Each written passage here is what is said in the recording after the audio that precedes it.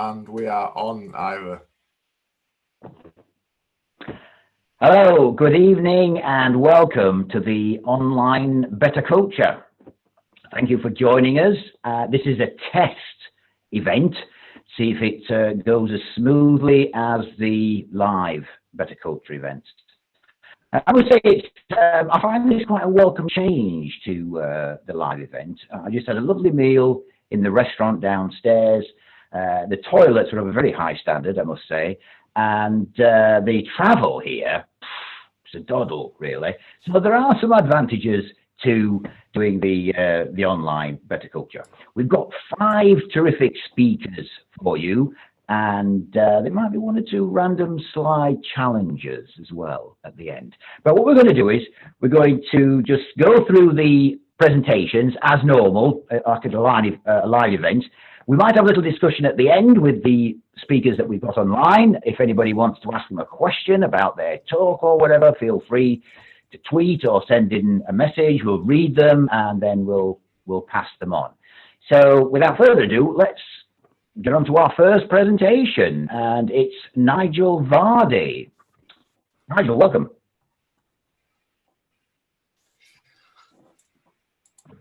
We should have Nigel's. Yes, it is working. The system is working. There we go. Can you see those, Nigel? Yeah, I'm ready to go when you are, guys. You ready? Right. So 3, 2, 1, let's go. I call this mountaineering. It's partly my downfall because usually it is. This is the kind of place I like to go. This is my office. This is Alaska. It's huge. It's cold. It's covered in glaciers and it can kill people. And it very nearly did. Certainly me. There I am climbing away on Mount McKinley, the tallest peak in Alaska. And this is the last picture I have of me in one piece because within 24 hours, I had very severe frostbite. There I am at my very best in hospital. Now, at the moment, we've got coronavirus. Everybody's stuck indoors. Well, I was stuck in a bed for 3 months looking like this. Absolutely beautiful as ever. I even had brown hair in those days, but the rest of my digit is going purple and black and getting ready to probably die. There's nothing you can do with frostbite. You just have to lie in bed, eat the food, watch the American television in my case, and basically watch, see, do. You just have to sort of get over yourselves and understand that you have relinquished all the control in your life. And that's a very, very difficult thing to do. But we're having to do it at this moment. We're being told to do stay in our houses. We're being told to go nowhere. And we're also being told, to change our lives. And my life had to change. This is how I looked in my face. Oh, and by the way, these pictures get worse. The top one is my black frost-bitten nose, which had the smell of death. Every breath in was deathly horrible until one day I sneezed and it fell off and I looked like the picture in the bottom right-hand corner. And the doctor said, Mr. Vardy, you're a man, you can take scars, get out into society. So I did. They did say later to me though, Nigel, all this has changed on your face. Would you like a new nose? And I said, oh, that's an interesting prospect. I've never thought about that. How do you do that? What do you do? I've never been into surgery like this. And they said, no, it's fine, Mr. Vardy. We can give you a new nose and make you look beautiful again. Well, I had to say I didn't really agree with the beautiful bit, but they did decide to actually tattoo, as it were, a piece of skin onto the front of my face and give me what we would all call a nose back. Now, of course, most people will say, and where do you get this skin from? Now, I work in a lot of schools, I work in a lot of businesses, and I always open the question to people, where do you think we've got lots of spare skin? And they usually say your bum or your legs. Well, you saw they peeled my forehead off and they stuck it on my face. But that's just your face. You've got your hands and feet to deal with as well. And you can probably see on my feet here, the red bits are probably okay. The purple bits are probably going to die. Feet off. And the backs of your heels. Well, you do it by experience. There's no way of helping. There's no way of looking at a book or a video. You have to go and try. And try I did, climbing inside and out. And I adore the outdoor climbing and I adore the cold of winter, which of course people think is ridiculous. Why would you want to climb outside in -20 when it's already tried to kill you on McKinley? That was -60. And it's because this is what I do. This is what gets me out of bed every morning. This is what makes me smile. This is what makes me scream. This is a waterfall in La Grave in France, where obviously in the summer it's pouring water, in the winter it's solid ice. Now, people would say, you got back into winter climbing ice, brilliant, great, sit down and take up stamp collecting. No, I went off to places like here, Greenland, ski touring, towing our sledges, climbing remote mountains. Some people again think this is pretty crazy, but this is what I do. This is a peak called Outpost, a second only ascent that we did.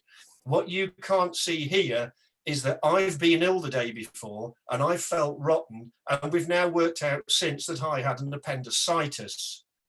Now, the best place to have an appendicitis usually is 10 feet from A&E, not in the middle of the Greenland ice cap. However, we managed to stabilise it. We flew back to Iceland. I went, way, I collapsed again. We managed to stabilise it. We flew back to the UK, had my appendix out and went to Borneo. Now, again, you know, Borneo, completely different place, lovely and warm, full of orangutans, beautiful climbing. It's also full of water. And the one thing I've learned with skin grafts is they don't react to water very well. The other thing I've learned about water is we don't breathe under it very well either. As only a few minutes after this picture was taken, the boat I was in crashed into a submerged rock, threw us all in the water. The outboard went over the top of my head and I nearly tried to drown. Unperturbed by that, a couple of years later, I went to the Himalayas to climb the peak on your right called Amadablam. It's a beautiful technical peak. Now, I don't know if there's anybody watching tonight likes camping. I love camping. And to get onto Amadablam, these are the kind of campsites you're going to be on. Now, I also need to own up to you this evening that I'm scared of heights. So this is not the best place to be and not the best place to sort of want to go and spend your holiday time, because that's what I'm doing. Finally, on the climbing and on the disasters, because 2 or 3 minutes after this was taken, the rope you see me abseiling on snapped and I went tearing down that slope, completely out of control, wondering what on earth my life was doing. And that's why people will never, ever come on holiday with me.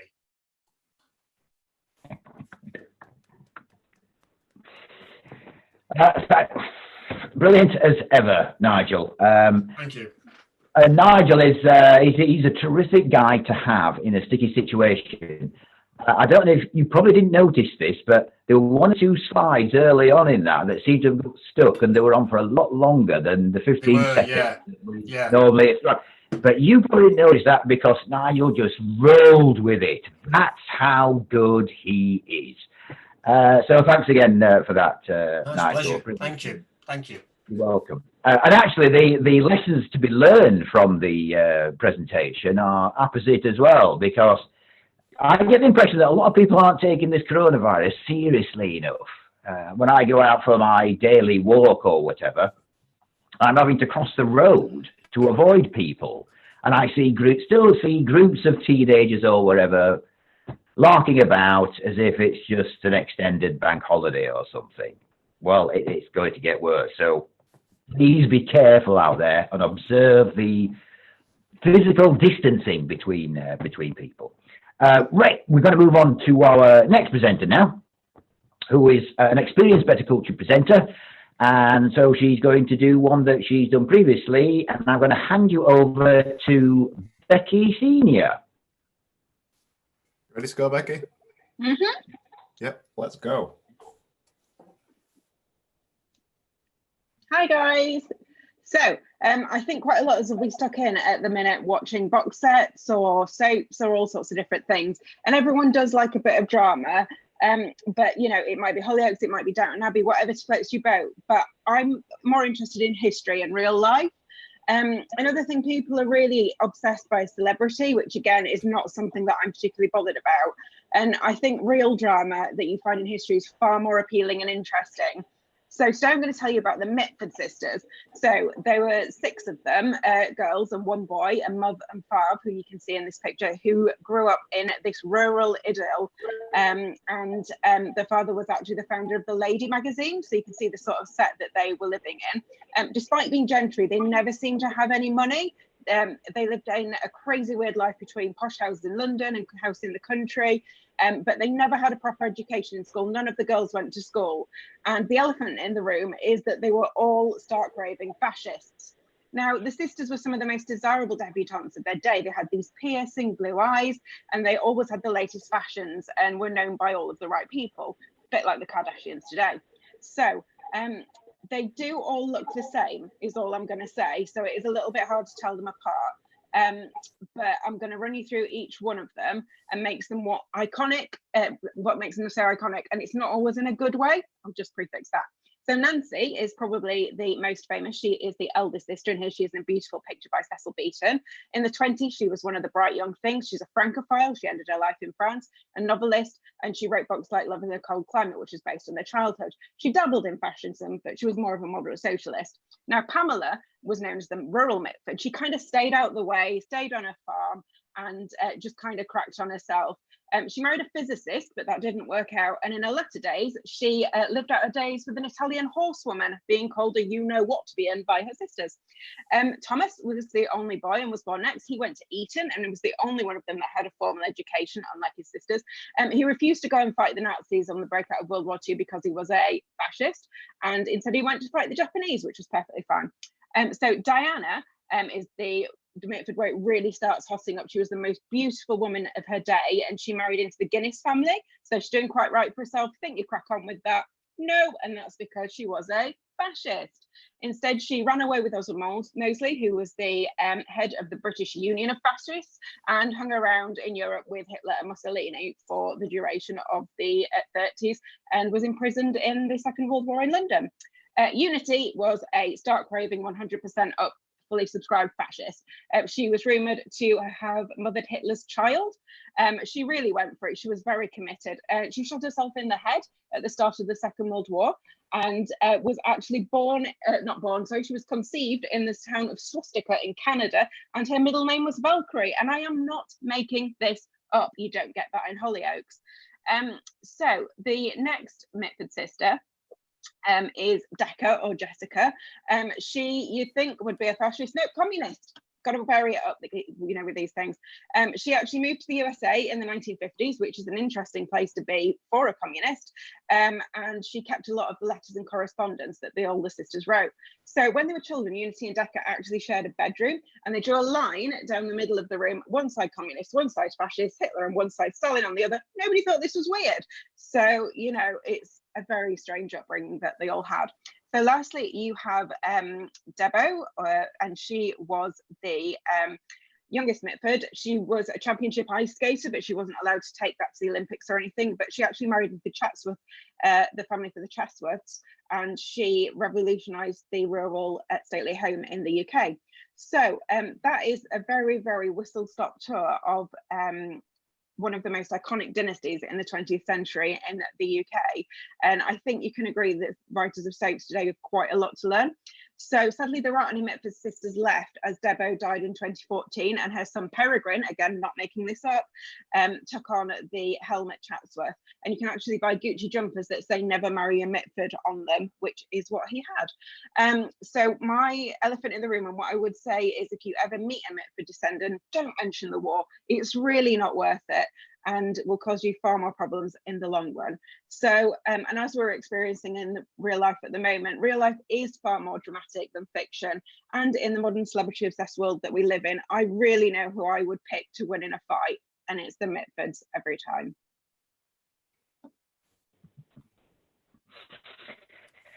Brilliant, excellent. Thank you. Whoa! We'll have to get some applause, some canned applause to sort of fill the room. Brilliant as ever, Becky. Thanks. Hey, Google, an applause, and it's a fashion now, isn't it, to applaud the nurses, the NHS, and that kind of thing. So yes, we'll get some applause in. And did you say that Hitler had a child? No, it's alleged. Unity was alleged to have been the mother to Hitler's child. She did end her days on a Scottish island in an abandoned church preaching services. She was batshit. Right. So, but there is a suggestion then that there is a child of Hitler's somewhere. Potentially, I wouldn't recommend it. Right. Okay. That's fine. Yeah. She was repatriated by Churchill specially to get her out of Germany when she shot herself in the head. Literally, she was repatriated. It's Very better. Read it up. expensive, If you've got time on your hands, read up. It's amazing. I will actually, which is what the purpose of these talks are for, really, is to encourage people to find out more about the subject that you're talking about. So well done, Becky. That was fabulous as ever. Well, I hope you're enjoying it so far. This is how it works, really. You never know what's going to turn up. So we're going to move on to our next presenter, who is our international speaker. She's speaking from Dublin in Ireland, but we were chatting in the green room beforehand, and she tells me she's actually from Brazil originally. She has an Italian name, and there's a lot of Italian people in Brazil, apparently. But I won't preempt anything, so will you please give a huge round of applause? No, I'm getting, it's the live event, it's getting to me. No, you can't give a lot. Well, you can still applause, but no one will hear you. Will you please welcome Luana Cavalcanti? Hi, everybody. You ready? Yes. All right, let's go. Oh, hold on. There we go. Hi, everybody. I'm going to talk about how I survived the swine flu confined in a cruise ship cabin, and I survived to tell the tale in the corona pandemic. So basically, everything happened back in 2009, and outbreaks are very common in cruise ships. As a crew member in my third cruise, I was used to deal with norovirus outbreak, but it happened that at the time there is an outbreak going on, and I was not very aware about it, and it was actually something serious. It was the swine flu, and I thought that what was going on was a norovirus outbreak, and that's one of the reasons that we are always being told to clean our hands. And but it turns out that one day I was order taker taking orders from the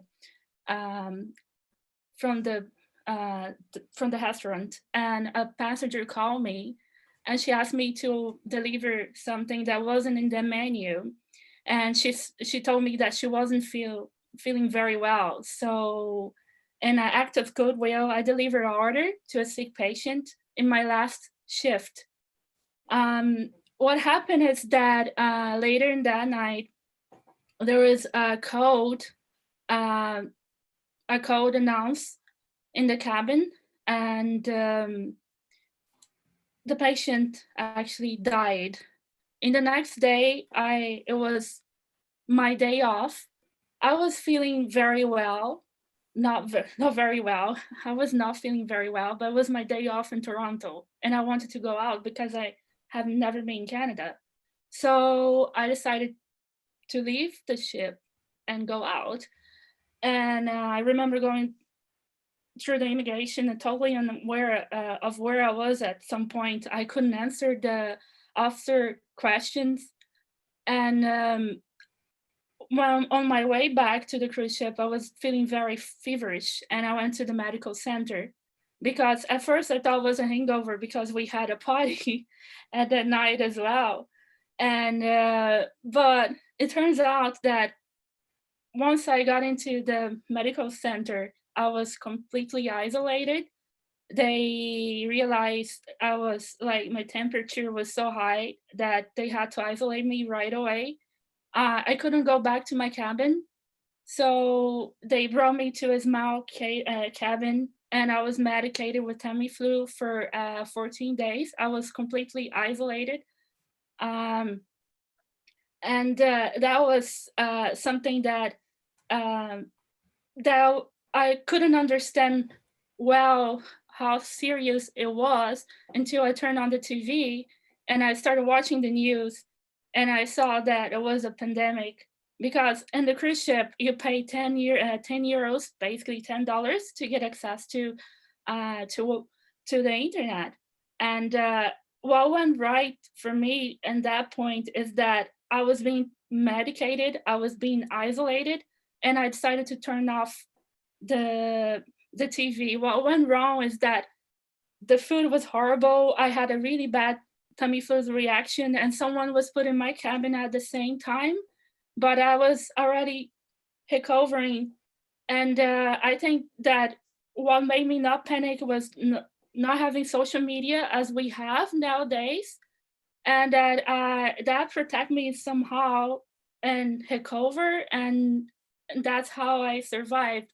So I think I see that many people are always following the news today, and that's not the best way to deal with the pandemic today. I think if you can disconnect and focus on recovery and be isolated, you will save your life and others people's life. And I'm sure that during that isolation process, I couldn't spread the virus, and also I save other people's life. So the outcome basically is it's that if I believe that if I wasn't in the cruise ship, I wouldn't have received the treatment that I received, and I was medicated right away. And isolation, it's the key. I think if you feel sick, you have to isolate. And yeah, that's basically my experience somehow, how I survived through isolation. Thank you. Wow. Yeah. Wow, what a story. Actually, I got so carried away before your presentation that I think I mispronounced your name, Luana. It's Luana Cavalcanti. Yes. Is your name. So apologies if I mispronounced it earlier. No, you didn't. It's both there. Oh, great. Well, anyway, it's always nice to hear your name repeated, I think, especially when it's on air. So thanks again for that story. It makes me wonder, actually, how many cruises they're going to sell after this pandemic is over. Incidentally, does anybody know if the Big Brother people in Germany have been told yet? They're still totally ignorant of what's going on in the world? That must be weird. Not yet. Yeah, I thought they were being told. Like. All right. Okay. Yeah, that must have been a surprise for them when they heard that. But actually, probably felt a lot better when they didn't know, I should imagine. Great. Thanks again for that, Luana. Fantastic story. I'm going to move on to our next presenter, who I've seen before, and he's got a fantastic story as well. So please welcome onto the virtual stage, Steve Hoey. Yeah. Can you hear me? Yeah, I can hear you. Can you hear us? Yeah, great. Right. Yeah. Are you ready? Yeah, of course I am. Let's go. Right. Greetings from over the interweb. I'm going to talk about my favorite topic, which is me. Actually, I'm going to talk about things we can't buy, things like dreams, friends. But I'm going to start off with talking about something that's really close to my heart and something you definitely cannot buy, which is time with loved ones. This is a picture of my dad, just a normal Friday night, who's sadly deceased. And one of the things you cannot buy is time with your loved ones, with my hero, my dad. And I'm going to talk to you a little bit about myself. I grew up in the 80s. I was a normal working class kid from a place in North Manchester called Bolton. Obviously, I was a bit of a looker, but thankfully you can't see my 80s school uniform, which was dreadful. And I was part of a big family. You can see me there. I've got a fabulous, beautiful, talented mum, 4 fabulous sisters and a short heart of a brother. And that's me in the background. We're a proper extended family. And thankfully, we're all still really, really close, very blessed. I was lucky enough to meet a beautiful, talented woman, my wife, Mandy, and you can see we had 4 beautiful semi-ginger daughters, and life was going really, really well. I was doing okay. I had a brilliant job, my vocation, more than a job. I was a secondary school teacher. I loved making a difference every day, and everything was perfect. What possibly could go wrong? 2013, sadly, I lost my wife. Not in Tesco's. I lost her to cancer. Sadly, she passed away, and which was a bit of a shock, obviously, never expected. But thankfully, I was blessed with 4 daughters. I decided to pack in my vocation, my job, and decided to become a full-time dad. What possibly could go wrong? Me and 4 young kids. Nothing could go wrong. Actually, it could. because soon after I also got cancer. But thankfully, thanks to the fabulous NHS, I survived, hence I'm still here. And I lived to fight another day. And I am truly blessed with 4 daughters. My eldest daughter is Lizzie. She's just 16, just left school early, which was a bit of a shock. She loves horse riding, she loves swimming, and she's so kind and caring, and she helps me out no end. I've also got a 12-year-old daughter called Millie, who, as you can see, is a bit like me, a bit of a show-off, very creative, loves drama, and is fantastic. I've also got twins who are, I think, 9 at the minute. Yeah, 9. This is the eldest of the twins by 20 minutes. I think that's important. Again, she loves life to the full. She loves shoplifting. No, I'm joking. But she is also very creative and is so helpful and kind and loves baking.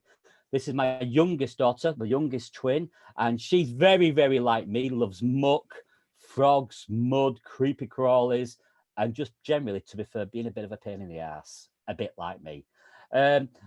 We are a nice, normal family. We love doing normal things, dressing up in shops, going camping, going to the seaside, having friends round for sleepovers. We are very, very lucky. And I'm truly blessed to have 4 beautiful daughters who root me every day. The kids grow up fast, I know that. And the whole point of this sort of presentation is to make you just to take stock and think about the important things that are really important in your life. For me, it's this: you cannot pour from an empty cup. You've got to look after yourself first. If you don't look after yourself, you cannot look after anybody else, especially in times like today. I make sure I am more than just a dad. I do things I like, a bit like Nigel. I love adventure. I love being part of groups of people. I love being out in the hills. I love to sing, dance, musical instruments. I used to be a PE teacher. I love sport. I'm a bit old and buggered to play sport now. I have really close friends who I've known since I was at school, and you can't really see it there, but I've also bought myself a sport car because you've got to have a bit of time for yourself. The whole point of the presentation is life is short. Spend it with people who make you laugh and feel love. And that is no more evident than in times like today. Reach out, connect, and think about what's more important. Be yourself. And if you could think of one word that you need right now, it wouldn't be money or cheese or chocolate. For me, it would be hope. Hope that after all the things that are going on at the minute, that our world will be a better place because we will be better people. Thank you very much. I hope you've enjoyed it. And thank you very much. Right, thanks very much, Steve. That was brilliant, absolutely brilliant, and such an important message there. Presumably everyone who's watching at home, because that's where they need to be, can appreciate what you were saying. And the time that we're going to be spending on our own or with our family, to reflect on what does it mean to be alive these days, and are things going the way that we want them to go? It's going to be such an interesting period. I mean, personally, I don't think people appreciate the devastation that this lockdown is going to cause economically. And so many things are going to have to change. I mean, the government is spending such a huge amount of money just to try and keep things going. But it's a perfect opportunity to think, well, if there are major changes to society, what changes would I like to see? So this is by way of a plug for next week's event, where we're looking for presentations about what changes would you like to see? If the world was going to be changed, how would you change it? And what ideas would you come up with? So if anybody's got any questions for any of our speakers so far, message Craig, or tweet it or whatever. We'll see them, and then we'll ask the speakers questions that you've come up with. So we've got one more presenter of the prepared talks, and then we might have a couple of random slide challenges. If you don't know what they are, stick around. It's I'll explain it. It's interesting stuff. So we're going to hear now from Rob Kilner, who's another experienced Bettakultcha speaker, and let's see what story he's got to tell. Over to you, Rob. You there, Rob? Good evening. Yeah. There we go. Let me just bring our slides up. You ready? Thank you very much. Am You I? ready? You ready? Yeah. Yep, cool. Let's go. Okay. Right. Good evening, folks. If you're in isolation, I hope you are right now. Don't worry, because David Blaine, the magician, did some research for us a few years ago, and he spent 44 days in a glass box. When he came out, he'd grown a beard, felt tearful, and had a powerful urge for crisps. That's how I felt after my first day. So yeah, this is the kind of day I've been spending 7 hours not moving. When I was at work, I could see, like Band-Aid said, there's a world outside your window. And I could see this animal, which isn't, I'm no ornithologist, but I could tell it was a bird straight away. I wanted to know where the bird was going. I thought, I'll work out where I can go from work. So I started exploring. I walked for half an hour to see where I could get to. And this is one of the places I could get to. It's Whitby. This is a picture of Whitby in the local fish and chip shop down by the market. So I used to go and look at that picture through the window and pretend I was on holiday. I then decided to push the boundaries, get my bike out at work and take a lunch break, see how far I could cycle. This is one of the places I could get to and get some great views from a place, and we can still go out exercising. So if you can get out on your bike, this is a place up on Beeston Hill where JMW Turner went and painted when he came to Leeds in 1816. I wanted to see if I could get a bit further. I fancied going to York. So I hired a car for an hour and drove in the direction of York, but I didn't quite make it. I got about halfway. So I stopped for a full English here at the Red Bus Cafe and had a ringside seat of the A64, one of the great roads of the north. So I didn't quite get to York by car, but if you look on the right there, I managed to get to York on the train, and I had a full 2 minutes to explore that great city before I had to get back to work within the hour. A few years ago, I went on holiday to Ireland, and I wanted to bring that kind of holiday feeling to my day while I was at work. So went canoeing in a lunch hour. I also went horse riding. This isn't a picture of me before and after going to the barbers, as someone thought. That's a horse in Ireland, and that's a horse in Middleton Park on the right. And then we went fishing. And I thought, what's to stop us fishing for mackerel in Leeds? It's crazy. Why can't we have that kind of enriching experience? So I went down the market, found some fish, found a lovely, friendly guy who chucked them in his deep fat fryer and had them for lunch. And this is a cellar that I spent quite a lot of time in on my lunch breaks in Beeston.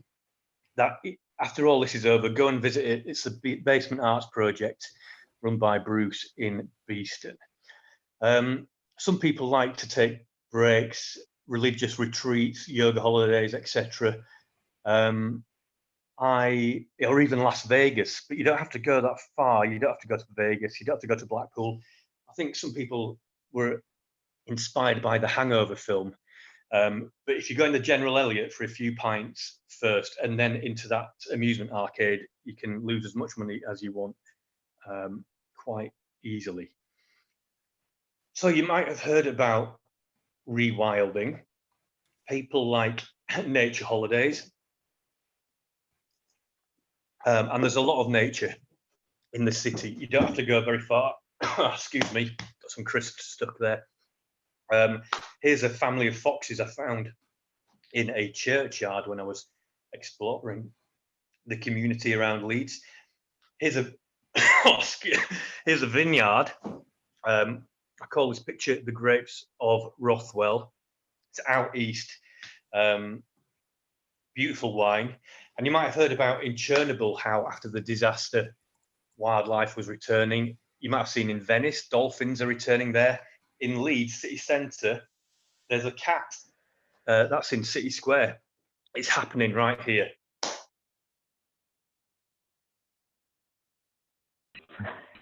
Way! Thank you, Rob. Thank you. Actually, just reminded me of a showbiz saying, Rob, which is don't work with children, animals, or crisps. Yes.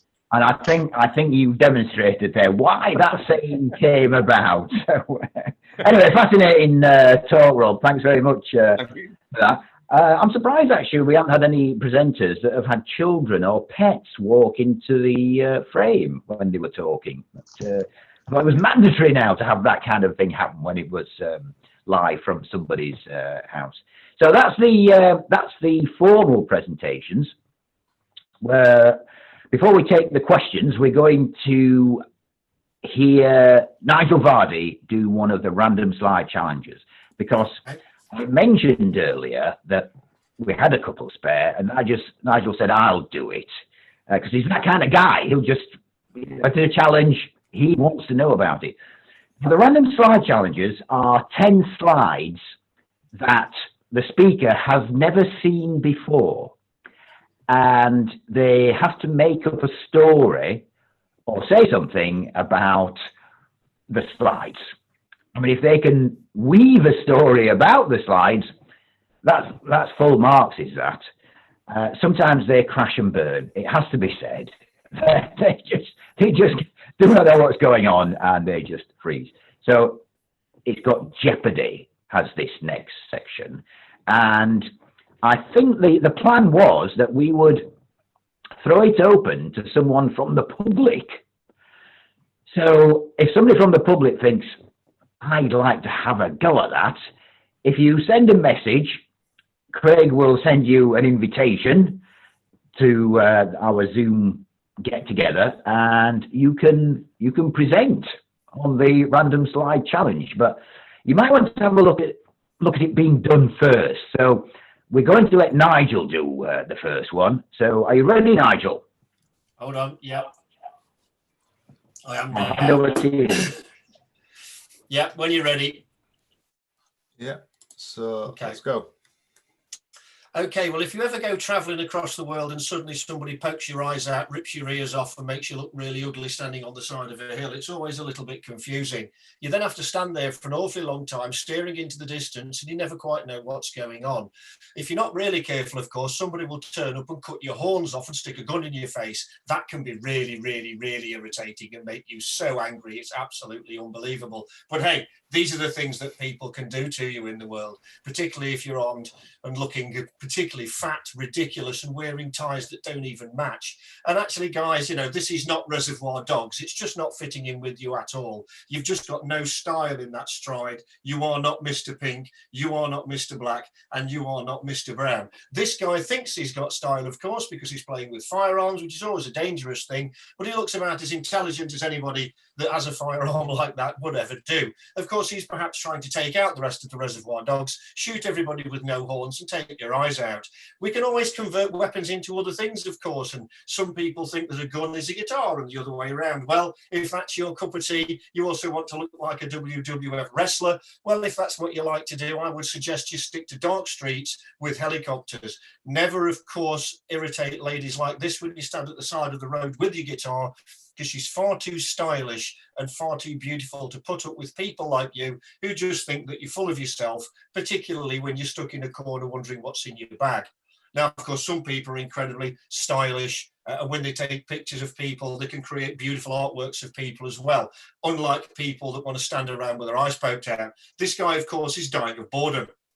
He's making some beautiful things, unlike these people, of course, that all think they want to dress the same, and they're all going to a fancy dress party for something out of Independence Day. Well, you can't have everybody coming down the escalator at the same time. This is not really social distancing, though, guys, even if you are wearing helmets and visors.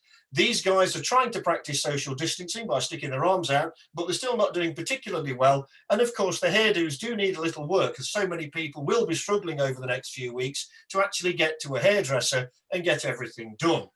Other people, of course, want to maintain social distancing by sticking each other into fridges and then so hoping that the world will stay away from them. And of course, using great marketing as well. Quite how you fit a fridge free and a washing machine, well, hey, you can take the world in your own hands.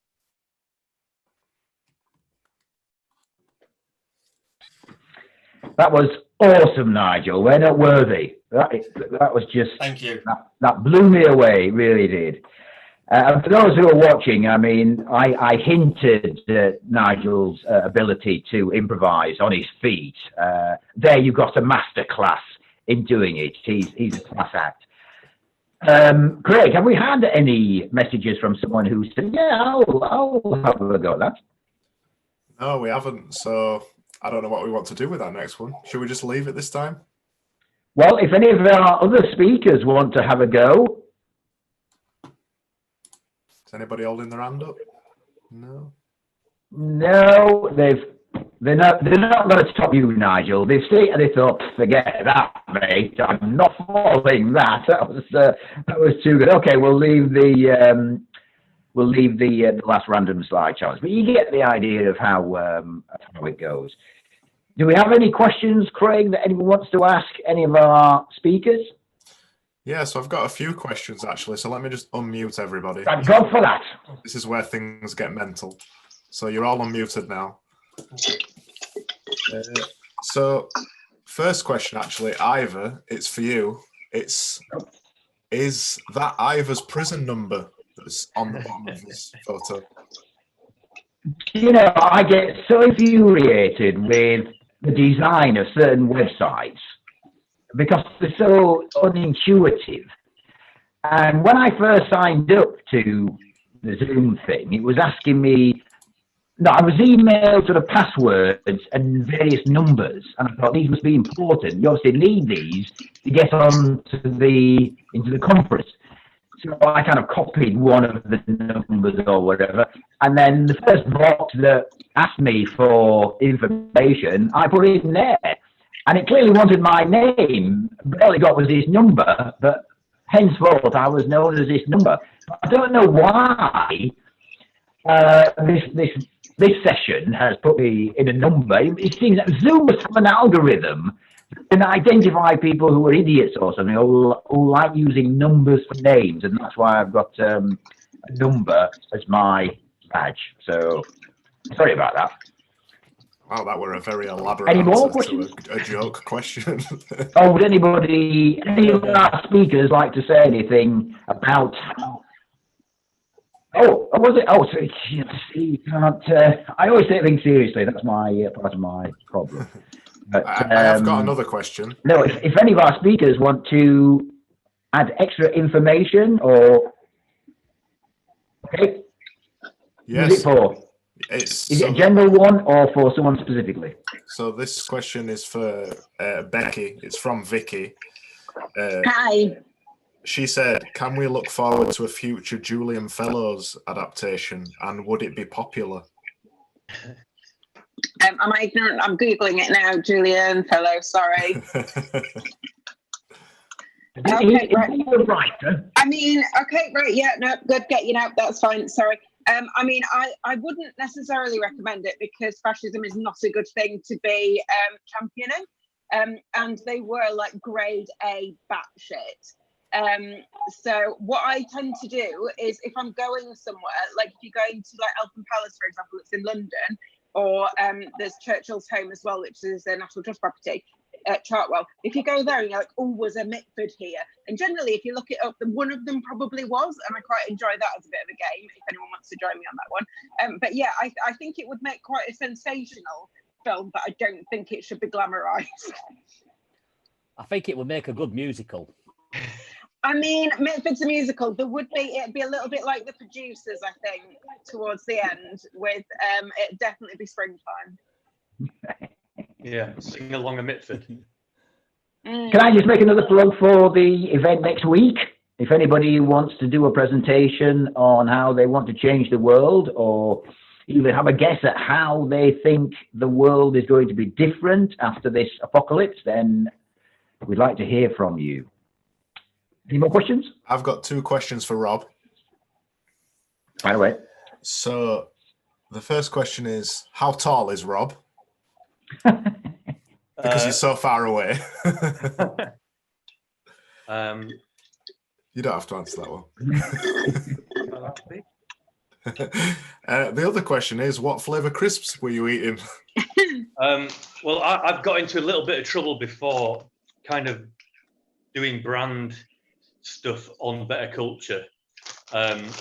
So I'll tell you the flavour. Cool Original. Logos on back there. Is that a giant crisp? That one is. Oh, it looks like a mountain, Nigel. I'll take the North Face on straight away. Where's my crampons? Let me get in there. Scale that. I've just got a question for Nigel as well, actually. Mm-hmm. So obviously that story is quite crazy. I just wondered if you've got another favourite crazy story that you want to share. Me, I don't do crazy things. You know that. Well, not long after Ramadablam, I was in northern Nepal doing some climbing, and this is where the world of social media starts to take over, because there was a huge amount of avalanches. And when we were up north, we'd gone off grid, as we call it now. We were 40 miles from the closest tower, so there was no phone signal. And in this modern world, that means that your arms have been cut off, your brain's been removed, and every person, you just don't exist. And while we were out there was a huge amount of avalanches. Sadly, a lot of people died, and people, because they tried to ring us, couldn't get through. And the assumption was that we were lost in an avalanche. And my sister had the media, she had Jeremy Vine on the phone, she had newspapers beating the door down. And I turned up after 3 weeks. I always say to my mum and dad, when I get back into service, I'll ring you. And I rang them 3 weeks later going, oh, how is everybody? And they're just going, what the hell has been going on? Because we were presumed dead. Well, we're perfectly alive. I was listening to the Beach Boys on my iPad, drinking whiskey in the middle of an avalanche field and having a thoroughly good time. I nearly did get frostbite again, but hey, that's the way life is. But it's the fact that in the modern world, and I think 1 or 2 people have picked this up about social media, if you go off grid now, people get worried. You're not allowed to be disconnected from the web or turn the Wi-Fi off. And I've got somebody very close to me who's done that at the moment. And it feels really odd to me that they've decided for a week to go offline. But I can see why people are doing it in this modern world, because they just want some peace and bloody quiet. Yeah. And you can't get it while you're stressed outside by the media. So take up mountaineering. It's great. Go out to the middle of the ice caps, stuff the world, drink whiskey, and when you come back, I'm sure it'll still be there. It's a bit like the Big Brother house, isn't it? Who weren't told about the pandemic. You were presumed dead, and you knew nothing about it. You were carrying on as if you were alive and well. Nobody told me I died. I mean, I was fine. But it really is. I mean, I came back. Seriously, I came back to 600 emails, a dozen or so answer phone messages. And when you're in the middle of Nepal, you ain't got great signal anyway. And I just couldn't cope. I just couldn't understand what all the mess was for until I got back home and actually got some decent service and looked in and went, oh, there's been some trouble then. I had no comprehension at all. I suppose it must have been gratifying to receive all these messages, and you thought, well, at least somebody cares about me then. That's something. Yeah, most of them weren't for the bank. It was fine. But literally, I was getting messages literally saying, "Are you dead?" Well, how would I reply to that? Yes, of course I am. But and actually, I carry a dumb phone, Nigel. and people try and contact me through messaging on Twitter or whatever. It's just a dumb phone. You receive text and calls. That's it. But you're absolutely right about how people get a bit anxious if you're not on the grid. And of course, in China, you've got the perfect surveillance state now, because for the Chinese to go anywhere, they have to have an app on their smartphone that details their medical history or something with the coronavirus. So they can't get into a building unless they show their phone and it says, yes, they're clear of any symptoms or whatever. I mean, if you think about it, that is brilliant for a survey, a state that wants to keep tabs on all its citizens, isn't it? Yeah, that is. I've not heard anyway. That really is. Yeah, that's really quite over the top. But I can see it. I can see why I suppose, but that really is creepy. That's creepy. Well, of course, you can imagine the people here thinking, oh, perhaps we can introduce that then into our system and get it under the radar. And of course, people quite happily carry these surveillance devices around with them and don't have second thought. How many people as well read the terms and conditions of anything before you press accept? Yeah. Well, I don't. Does anybody? And we're the biggest surveyed country in the world for CCTV. Is that right? Yeah, I think the British Isles has got more CCTV than anywhere else in the world per capita. Actually, mea culpa, because I got a dash cam for the car. So I suppose actually inadvertently I'm adding to the surveillance state, aren't I? Because it was under the premise that I was protecting my no claims bonus or whatever. If some idiot runs into me, there's the evidence. But of course, if something else occurs, nothing to do with me, but I just happen to capture it on camera, so it's like, well, there's evidence I can supply to whoever. It's a really complex situation, isn't it? You can't. There's no right or wrong about it, and every sword has two edges. I have to admit, I've just fitted one as well, because something's slightly off the side. But last October, I was cycling down the road and a car took me off the bike, just ploughed me into the deck. And I can see now why cyclists have got helmet cams and why cars have got them as well. I was just taken straight off my bike into the A6 and ended up in A&E. You can see why people do it. It purely is, though, I'm going to sue you. It's blame, blame, blame. I'm sad to say. Well, it's in the defence of cyclists. A lot of motorists don't give a toss about cyclists. And because I follow a lot of cyclists on social media, and I know that they're trying to get more police, what do you call them? Not states, police constabularies to accept evidence from their dash cams, their head cams or whatever, for close passers. Because when you look at someone on social media, it's like, this is outrageous. They're almost like they're trying to run down the cyclist. Yeah. And if that had been, if that had been a weapon that they'd, a rifle or a shotgun, they'd be in jail. But for some reason, the car gets an easy pass, and I don't think it's right. It's well known. I'll briefly end this, but it's well known with delivery drivers. And at the moment, what the hell have we got on the road in great numbers? Everybody's ordering online. Nobody wants to come out of the house, and delivery drivers are timed. Literally, thou hast 7 minutes for this delivery. Get your backside in gear. Wow. And I have heard actually something. Go on. Go on. No, after you. Go on. I have heard people say that even though the roads are so much quieter, the driving has got worse, almost as a result of the roads being quieter. Drivers think, oh, I can get away with these stunts now. So it's ironic that the roads are probably more dangerous now that they're quieter. Yeah. People don't think they're in the way. Go on, Becky. Sorry, I've done about 40 miles on my bike this week, and it's outrageous the speeds that people are going even on 30 roads. It's just shocking, and you don't want to waste police time by reporting it, because usually North Yorkshire police are great at listening to cyclists, but people are just being irresponsible. Well, I've got you on, Becky. Can I ask you a question? Well, I knew Deborah Mitford a little bit, or Deborah what? Cavendish's became. Well, I just live down the road from Chatsworth. Yeah. You're absolutely right. Start raving, but opinionated, driven. My God, nobody would cross her, I assure you. Did you know she wanted to be a championship ice skater and she wasn't allowed? I didn't know that bit, no. Yeah. So when she was younger, she was exceptionally good at ice skating. And because she was so much younger than the eldest, than Nancy, there was a huge gap between them. So she very much kind of grew up on her own as well, because she didn't have the age, the age difference was so big.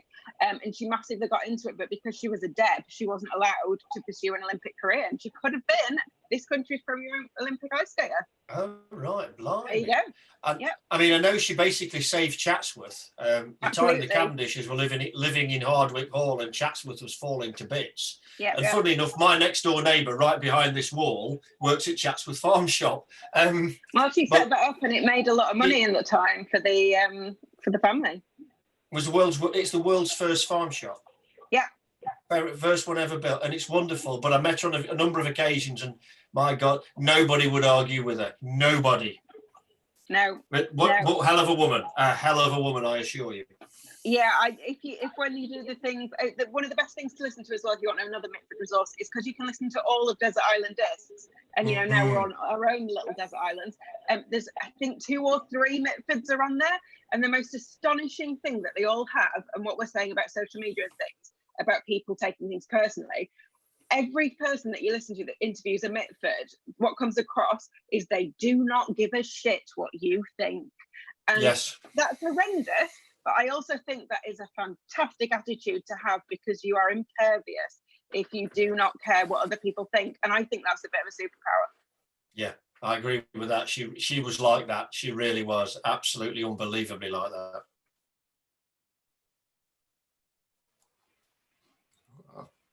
Oops, they've muted you, Becky. Where have you gone? All right. It's a bit unfortunate for a fascist, though, isn't it? That's the. I mean, fascists generally, anyway. They don't give a shit about anybody, and they always assume they're right. So. Yeah, I don't condone them. I don't think that it's a good idea, but I think they're very interesting as women as well. As women, I think they're quite. Yeah, I think they're quite interesting, and they are all very individual in their own ways. One was a communist. Actually, forgive me, Becky. I kind of missed that. The fact that they were women. That's the. Yeah. I keep coming across stories in history that reveal how women actually were hugely influential in fields, but were never given the credit. And the one that most struck me was the one about the ready-mades that Marcel Duchamp was supposed to have invented. Yeah. It wasn't him. It was a woman who'd come up with the idea. He'd simply stolen it, and that sort of scenario of some male stealing the idea is so common.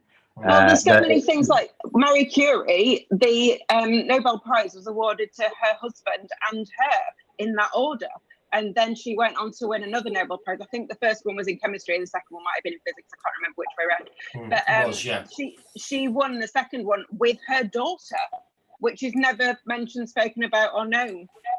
So, yeah. Also, I think he got run over by a tram, and then she copped off with somebody else's husband, and that's not really spoken about either. But Marie Curie's pretty cool as well, if you want cool women. So, yeah, definitely women in history, we're much misaligned. Definitely. Well, if you want to do a talk for next week about it, Becky, you're more than welcome to do so. There's a wonderful book called Good Night Stories for Rebel Girls, which, if you want to buy it for any girls or boys, children in your life, it's fabulous. The only disadvantage is it's an American book and it does have Margaret Thatcher. And if I ever buy it, I'm going to have to glue those pages together or leave a disclaimer. Right. I think we'll wrap it up because it feels good at the moment, and I don't want it to kind of peter out or something into some kind of messy thing. Is that okay with everyone if we wrap it up there? Yeah, let's wrap it up. I'd just like to thank. Yes. So I'd just like to thank our speakers again: Nigel Vardy, Beckie Senior, Luana Cavalcanti, Steve Hoey, and Rob Kilner. ever so much for contributing to this experimental thing. I mean, it's worked. Would you agree? No, they don't. Oh, well, forget it. Well, I suppose we'll have to wait and see what the messages we get. But I think that's gone well. I've enjoyed it. I hope the audience watching have enjoyed it and you've got something from it. And tune in next week, same time, and we'll have some more talks for you. So if everybody wants to say goodbye in turn, thanks again. Okay. Bye. Thank you. Goodbye in turn. Thanks to Bye. Take care. Thanks to Craig Burgess as well for operating the software as well at the back room there. Cheers then.